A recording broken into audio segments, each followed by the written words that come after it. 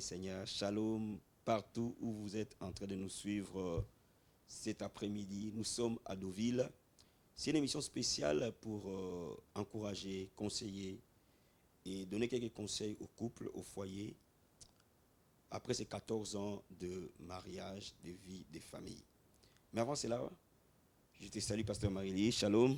Shalom, apôtre. Oui, ça va très bien. Tout va bien? Tout va bien. Soyez vraiment bénis partout où vous êtes en train de nous suivre dans cette émission spéciale pour la famille. Et nous allons d'abord incliner nos têtes, Pasteur Marie-Lise, et dire merci au Seigneur.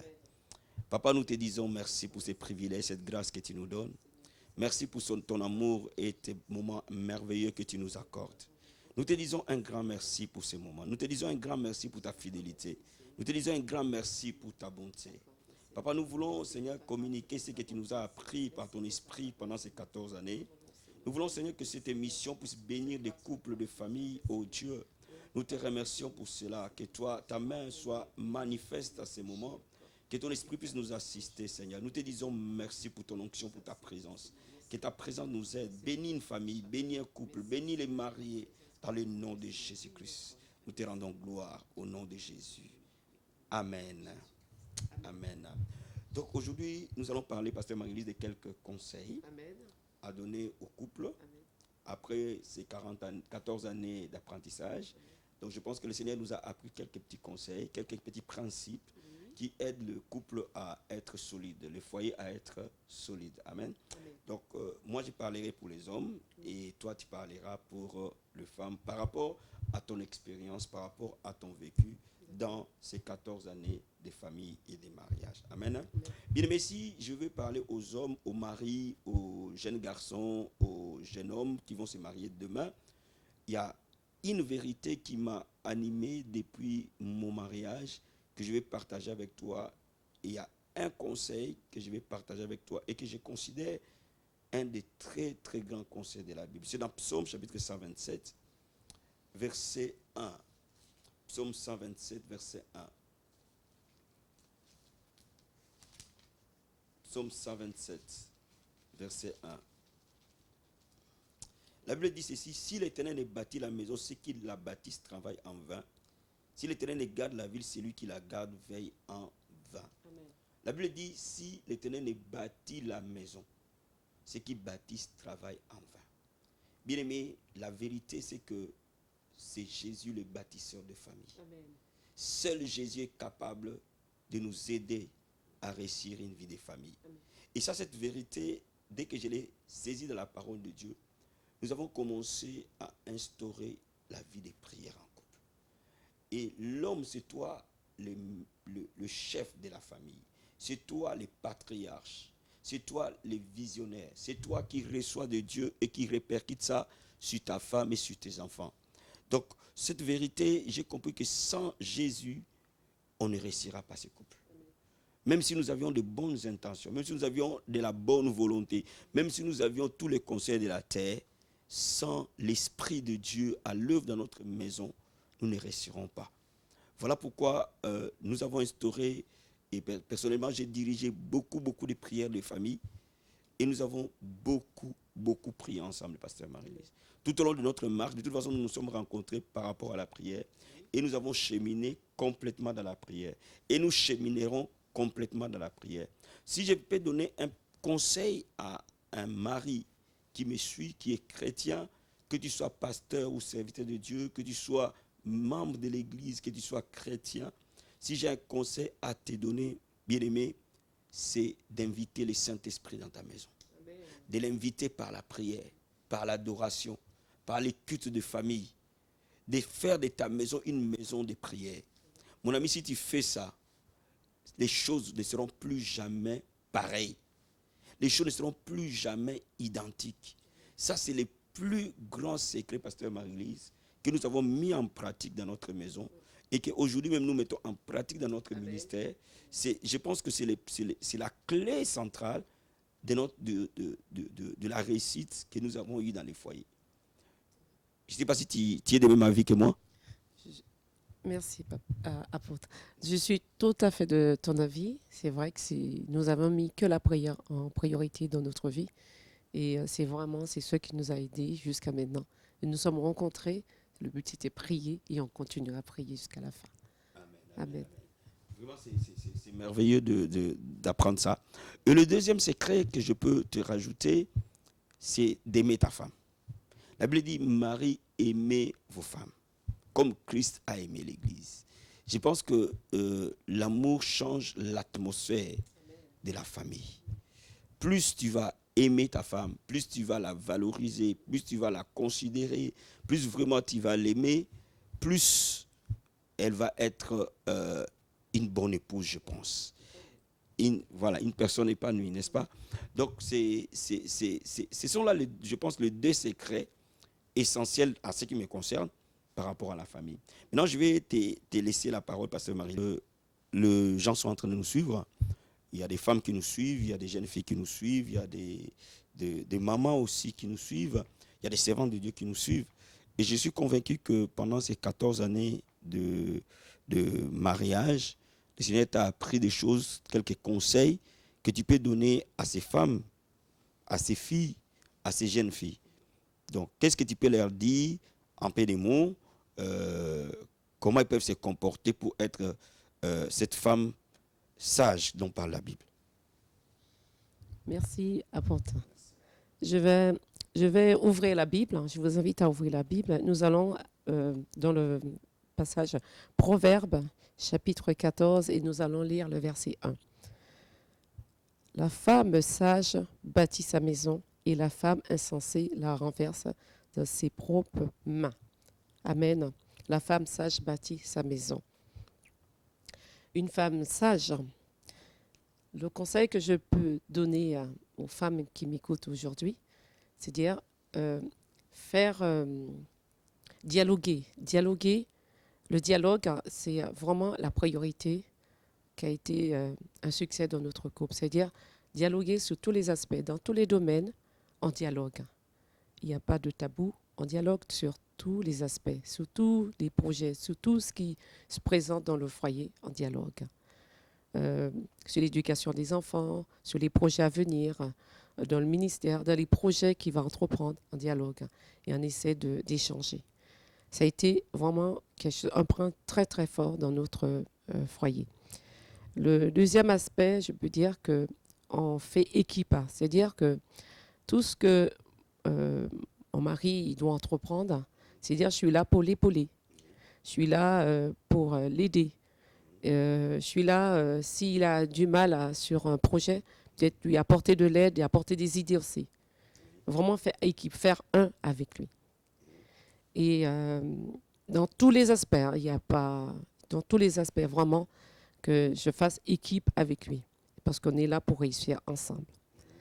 Et le troisième secret, je peux dire, c'est être soumise. La Bible déclare que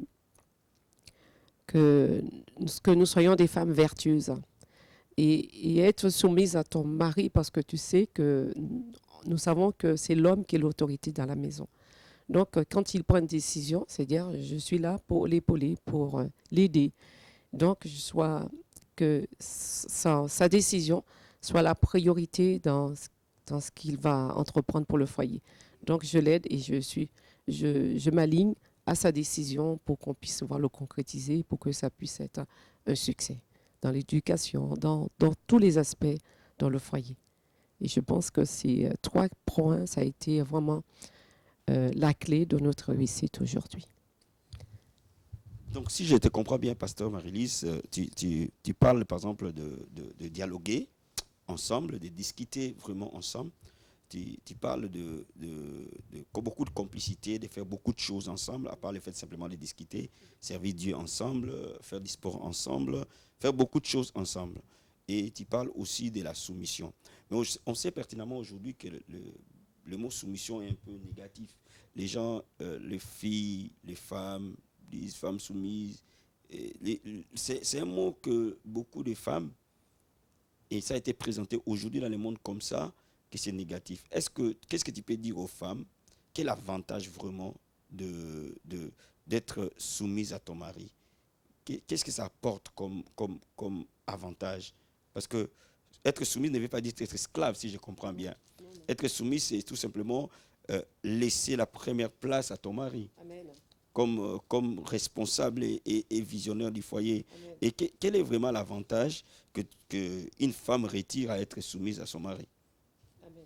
Ça, c'est ma deuxième question. Amen. Merci, papa.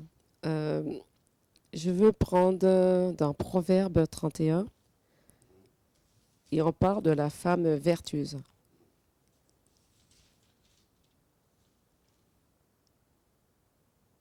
Alors, dans le verset 30, par exemple, je vais pouvoir, avant de répondre, on dit « La grâce est trompeuse et la bonté est vaine. La femme qui craint l'Éternel, c'est celle qui sera louée. » Amen. Amen. C'est-à-dire que être soumise, c'est déjà une femme vertueuse. Et quand on est soumise, c'est-à-dire on est aimé naturellement. Et quand on est aimé, ça veut dire qu'on est honoré aussi. Et le Seigneur nous dit, la femme qui craint l'Éternel, c'est celle qui sera louée. Quand on marche dans la soumission, on marche aussi dans la crainte de l'Éternel, parce que c'est ce que l'Éternel demande. Donc, si on marche dans la parole de l'Éternel, on ne peut qu'être une femme comblée, une femme rayonnante, une femme épanouie, une femme remplie de grâce. Et je pense que toute femme qui est mariée, c'est à ce qu'on aspire. Être une femme comblée, une femme épanouie, une femme qui rayonne. Donc, être soumise ne veut pas dire que tout est bloqué, tout est fermé. Au contraire, on est une femme épanouie. Donc, vraiment femme, je te conseille à être une femme soumise à côté de ton mari. En tout cas, merci Pasteur Marie-Lise pour ces conseils combien utiles. Donc, je vais essayer de synthétiser si j'ai bien compris ce que tu as dit et ce que moi j'ai dit. Donc, je pense qu'un foyer qui veut marcher vraiment dans la réussite doit mettre Jésus au centre. Amen. Doit mettre vraiment Jésus au centre du foyer. Et il doit inviter la présence de Dieu dans le foyer. Et ainsi, le Seigneur va régner et va aplanir les foyers. Amen. Je vais lire un passage. La Bible dit ceci, dans Proverbes toujours. J'aime bien les livres des Proverbes, chapitre 3. La Bible dit ceci.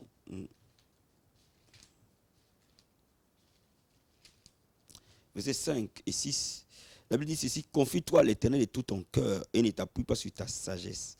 Reconnais-le dans toutes tes voies, il aplanira tes sentiers. Cela veut dire que si nous reconnaissons la domination, les règnes de Dieu dans notre maison, il va aplanir notre foyer. Amen. Il va rendre notre foyer agréable, notre foyer heureux. Amen. Donc, quand on laisse le Seigneur prendre la main dans la maison, ça change tout, pasteur. Ça change complètement tout. Amen. Et je pense que ça, c'est la fondation, en fait. Amen. Ça, c'est la base, les socles. S'il n'y a pas fondation, il n'y a pas habitation. Donc, il faut qu'il y ait de la fondation. Et il y a des murs. Et dans ces murs-là, je pense qu'on en a élevé 4. Premier mur, l'amour. Oui. Donc, il faut élever l'amour. Et l'homme doit donner à la femme de l'amour. Amen. Vous ne pouvez pas réclamer la soumission à une femme que vous n'aimez pas. Il faut déjà l'aimer pour qu'elle vous soit soumise. Amen. Donc, le mur de l'amour doit être là. Le mur du dialogue doit être là. Amen. Beaucoup de dialogue, beaucoup discuter. Dans les moments bons, tout comme dans les moments difficiles. Dans les foyers, il y a des moments difficiles. Il y a des moments d'épreuve. Il y a des moments de victoire, tout comme il y a des moments de défaite, tout comme il y a des moments de doute. Et c'est le dialogue qui donne le ciment. Amen. Et qui permet à ce que chacun s'appuie sur l'autre et que nous puissions être confiants. Il y a la complicité ou faire équipe. Il faut vraiment faire équipe. Et quand on fait équipe, on devient plus fort. Parce que la Bible dit 2 valent mieux qu'un. Si l'un tombe, l'autre le relève. Faire tout pour faire équipe. Et troisième chose, c'est la soumission de la femme envers son mari, tout comme l'amour de l'homme envers sa femme. Donc je pense que quand ces murs-là sont en place, il y a des merveilles qui se font. Amen. Amen. Il y a des merveilles.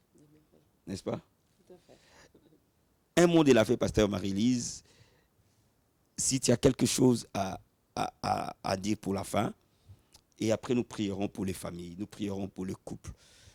nous savons que parfois, il y a des gens qui ont des projets pour se marier. Il y a des gens qui sont mariés, qui passent des moments difficiles. Il y a aussi des gens qui sont bien dans leur couple, mais que nous allons aussi prier pour eux. D'abord, un petit mot de la fin pour les femmes qui t'ont suivi aujourd'hui. Merci, apôtre. Merci. Je suis vraiment dans la joie. C'est un privilège de faire cette émission. Que peux-je dire à part, je peux dire vraiment merci à Dieu, parce que c'est Dieu qui permet toutes choses. Peut-être tu es marié, peut-être un projet, peut-être tu viens de commencer. Quoi que tu fasses, quoi que tu es en train de faire, mets Jésus au centre. Et c'est Jésus le succès du mariage. C'est Jésus le succès du foyer. C'est Jésus qui bâtit le foyer. Donc la fondation, c'est Jésus. Et dès que tu fais ceci, le succès est garanti. À bientôt. On va prier, Pasteur Marie-Lise. Étendons nos mains vers les familles. Étendons nos mains vers les hommes et les femmes. Père, nous te disons merci. Nous te rendons gloire parce que c'est toi qui as rendu possible cette émission. Père, j'ai pris que tu as disposé les cœurs d'un homme et d'une femme qui nous a suivis. Et tu connais les maisons de tes enfants, tu connais leur foyer. Papa, nous prions pour eux maintenant par le nom de Jésus. Et que nous libérons la grâce dans la vie des familles, la paix, l'amour dans les foyers, Seigneur. Nous libérons, Seigneur, la vie des prières, que tu sois le bâtisseur de foyer, le socle de mariage. Dans le nom de Jésus. Nous prions, Père, au nom de Jésus de Nazareth, que tu étendes ta bonté sur ces hommes et ces femmes, et que leur maison soit une maison de paix, une maison d'amour, dans le nom de Jésus. Nous déclarons ta faveur et ta grâce. Nous bénissons ton Seigneur, bénis ces familles, bénis leur maison, Père. Les foyers qui sont en difficulté, restaure, guéris, rétablis. Dans le nom de Jésus-Christ. Nous croyons à cela. Au nom de Jésus-Christ. Amen. Que le Seigneur te bénisse là où tu nous as suivis. Et on se dit à très bientôt à la même chaîne, La Vie Abondante Télévision. N'oublie pas de t'abonner, frères et sœurs, et d'activer la cloche pour recevoir nos différentes émissions. Et nous te disons à très bientôt. Ciao.